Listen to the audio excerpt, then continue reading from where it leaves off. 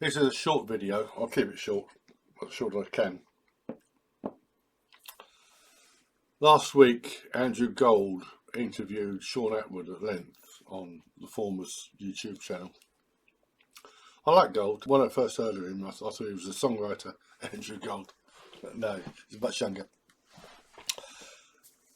Attwood, I've described him as charisma in an empty suit. That's what he is. He claimed to have been, his story is well documented. He went to he's from the north of England. He went to the United States to make his fortune.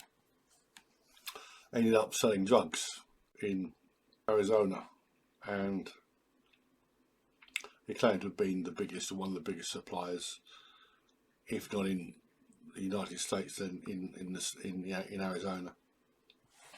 I found a press report that said he was given 7 years for money laundering. Usually, people with serious criminal convictions play them down, but some people play them up. You know, they act the gangster. And Attwood isn't a gangster. I say charisma in an empty suit, but I don't think it was that important. But having said that, you know, he got a 7-year sentence. And his podcast is very big and gets a lot of play. And you have to wonder if all the people he's exposing, so sinister and so powerful, how is he allowed to do this? Compare his channel with mine. I am, as I've said before, the most shadow banned person on the internet, not just on YouTube, but on the internet.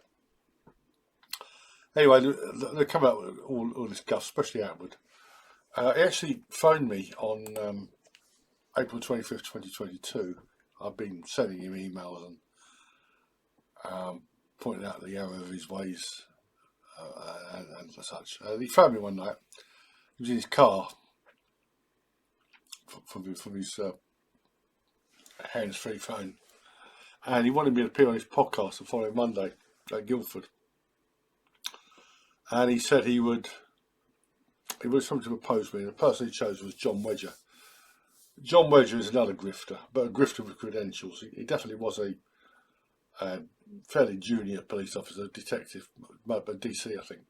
I couldn't find out much about him, but he was definitely a police officer. And he's been grifting, he's been using his previous line of work. There are lots of people like this. David Shaler was another one. MI5. And they tell people what they want to hear rather than what they need to hear. And he'd never turned up. I think it's because I sent him a letter I'd received from the brother of Rolf Harris. What can I say about that? But on this podcast, Attwood and Gold, mostly Attwood, was talking at length about the Epstein saga and the recently deceased Virginia Giuffre. Giuffre was, how can I put it? A few years ago, about 2007, there was a case in Ireland. A bloke had been accused of raping his daughter and impregnating her. It was all lies. He should accuse other people as well. And he said that she was bad from the day she was born. And that was the late Virginia Grifter, the former Virginia Roberts. Bad from the day she was born. Lie, lie, lie, lie, lie. And she was no victim of Jeffrey Epstein. She was a trusted lieutenant, a recruiter of underage girls. And when Ghislaine Maxwell stood trial, she should have been staying trial with her, but she wasn't. I think the reason she killed herself, committed suicide, was because the truth was catching up with her. Don't believe any of this guff about her husband abusing her. I mean, it's all, you know, abuse. Bad from the day she was born. And it takes all this guff at face value. And the lies, it wasn't just her, I mean, the other women around Epstein. Sarah Ransom was one. Sarah Ransom wasn't underage when she met Epstein. She was from South Africa. She was a prostitute. She was his prostitute. And she claimed not just to have been raped repeatedly by Epstein, but to have tapes of some underage girl, someone having sex with Bill Clinton, with Prince Andrew and Richard Branson. And these tapes never existed, for the obvious reason. Richard Branson, come off it, man. Come off it. Why Prince Andrew didn't... I mean, he should have better advice. It's almost as though he didn't have any advice how to deal with this chiseled little whore. But he capitulated and his reputation has been trashed totally undeservedly, regardless of the provenance of that photograph. If it's genuine, what does it prove? That notorious photograph. And Attwood was going on, and gold as well, about Jimmy Savile. Jimmy Savile is regarded as the most prolific child sex abuser and occasional rapist this country's ever produced, but it's all lies, all of it. They mentioned that when he was questioned by Surrey police, it was 2009, a group of women who'd been at Duncroft School in the 1970s decided to accuse him of abuse, like 30 odd years, 30 plus years on, you know? And the police took it seriously. He debunked their lies. And the idea that he was influenced over the police, that garbage. Now, what it was, as I pointed out in my video, so I put a link to my Jimmy Savile video below. I'll put a link to my Prince Andrew playlist as well. When they questioned him, this was at Stoke Mandeville Hospital. Surrey police travelled to Stoke Mandeville to question Savile. They initially, when they released, after Savile's death, they released a transcript, and they redacted the name. He said he went there with someone. It was actually Princess Alexandra, who was something like 53rd in line to the throne. They redacted her name because even very minor royals, when they go walkabout, they have lots of security and press officers and all sorts, and they redacted that to give the impression that Savile would have been at liberty to walk around abusing girls. It was all garbage. There were all these hospital trusts where Savile had been or may have been. They did investigations and there was nothing credible. There were lots of allegations against him, lots of them. But this happens. Sometimes allegations are blatantly false. I would suggest that the vast majority of these were blatantly false, done for compensation or just for the hell of it. I'll give you an example. This is by no means unusual. After James Hanratty was hanged for the A6 murder, Paul Foote, scumbag journalist, he claimed to have found something like 10 or 11 people who put Hanratty in real at the time of the murder. And when in I think it was 2001, the exhibits from the murder trial had been preserved, including Valerie Story's knickers. After murdering Michael Grigson, Hanratty had raped Valerie Story, then emptied his gun into her. Terrible crime. Poor woman spent the rest of her life in a wheelchair.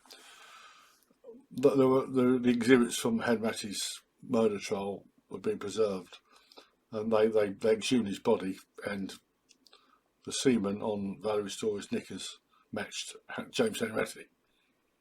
And Foote still didn't believe it. There's lots of cases like that. You know, if it's a wanted man or wanted woman or wanted somebody, the police put out a public announcement, and they get all sorts of people phoning in, and sometimes the sightings are credible, but wrong. Anyway, these are all lies about Savile, all of them lies, and Prince Andrew, all lies. Yeah. Let me put it this way. If Andrew Gold were in his studio, the police knocked on his door and said, "A woman accused you of rape here yesterday. Would you like to say something? Where were you?" And he can no doubt produce half a dozen witnesses. The fact that he was in the studio, there'll be CCTV, yeah, maybe phone calls. But what if this woman accused you of raping her 5 years ago, Mr. Gold? What would you say then? When these allegations are backdated, they're almost impossible to refute definitively. And if a case comes to court, if an accuser appears to be credible, and the accused may not be, because very often innocent people, especially those who had no connection with the legal process, they appear guilty or nervous. And if a jury believes this false accusers, and if they can find lots of them, manufacture them. Again, I'll put a link below to how the police and state prosecutors convict people of imaginary crimes. I'll put a link below.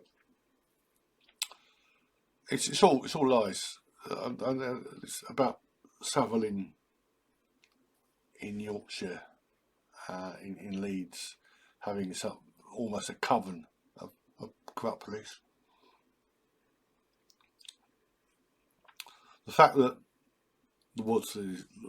Epstein was definitely doing things he should have been doing, and of course now we've got the grooming gang scandal in England, that lends credence to these allegations, these sort of allegations, but at the end of the day they're baseless. Now, Pam Bodley recently announced that they'd found lots of videos of child porn at Epstein's place, his New York mansion.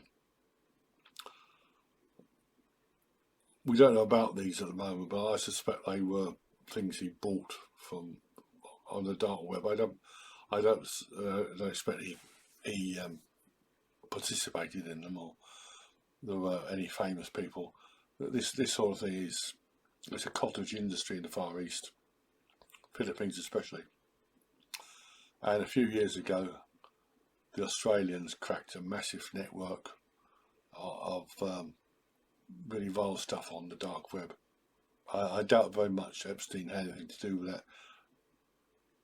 It's possible he could have commissioned them, but I think the whole thing about Epstein being some sort of agent for the CIA or Mossad or anybody else, I think it's all BS basically. Dan Bongino and Kash Patel sat in front of the camera and said they believe Epstein committed suicide. It may be there is no mystery, and the fact that the authorities have been reluctant to release names maybe just to protect the innocent.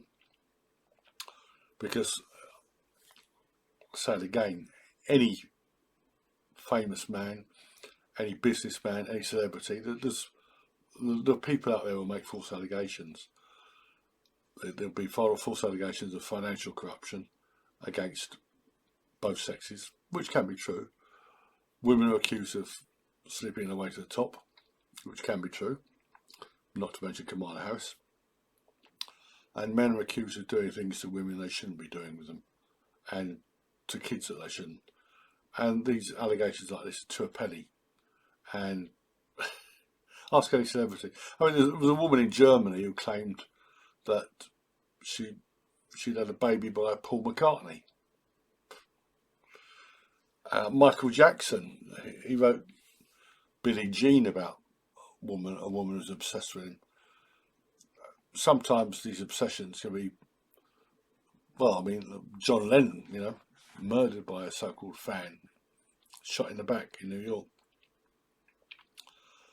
It's very easy, and nowadays with not just the internet but social media, it's very easy for fake stories to be created out of nothing, as with the Russian collusion hoax and the people behind that. The higher echelons of the FBI, the Clinton campaign. Absolutely outrageous. And I don't think there's anything there with this Prince Andrew stuff and Savile. And Attwood is making a comfortable living out of grifting. It's a very big channel on YouTube. I think it's about 1 million subscribers last time I looked. I've got just over 1,000, and my channel's been going for, I think 2008 I started it. Started uploading videos shortly after that. I am the most shadow banned person on not just YouTube but on the internet, because I'm telling the truth that can't be refuted. And other people who tell the truth that can't be refuted, they get the same treatment. German Rudolph, best not say any more about him. But this is, the whole thing is I said a bit short video, didn't I? But the whole thing is garbage. Anytime it comes to allegations of sexual abuse, do some proper research, and never forget that allegations which are post-dated, backdated years, decades, anyone can make them, and they're given spurious credibility. Just give one more example. Edward Heath, there was some deranged guy, I won't name him, but he used to be a judge, a low-level judge, now he's a former judge, saying that Jimmy Savile used to procure boys for Heath, and these boys were murdered on Heath's yacht. And people believe this garbage. They believe it. So anyway, that's I'll put the links below. Please take a gander at them, and listen to Gold. By all means, he's got some good stuff to say. He covers some important subjects like the trans madness. But Attwood, take him with a grain of salt, or maybe a boulder.